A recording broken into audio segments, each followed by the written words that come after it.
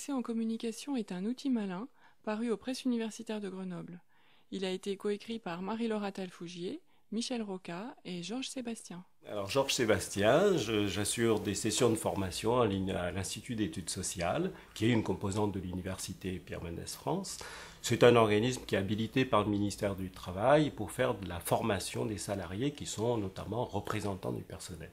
J'assure également des cours de communication pour les étudiants de l'Université de Grenoble. Alors, en tant qu'enseignant et formateur, je rencontre régulièrement des publics variés qui ont des difficultés par rapport à des actes courants de communication. Faites vous-même l'expérience, dans une réunion, au démarrage de la réunion, posez la question de savoir qui veut se charger du compte-rendu, vous verrez que toutes les têtes se baissaient en même temps. Il m'est même arrivé en tant qu'enseignant d'avoir une étudiante qui avait posé la photo de son enfant juste sous mon nez pour canaliser le trac.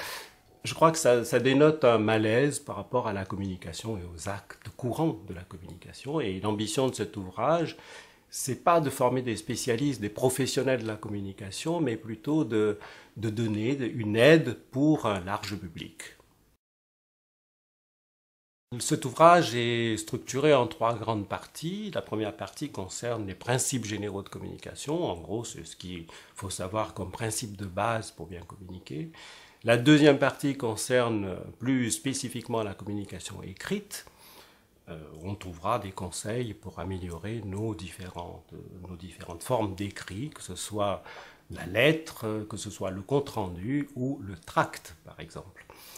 Dans la troisième partie sont abordées des situations de prise de parole, l'exposé, la conférence ou même l'entretien d'embauche.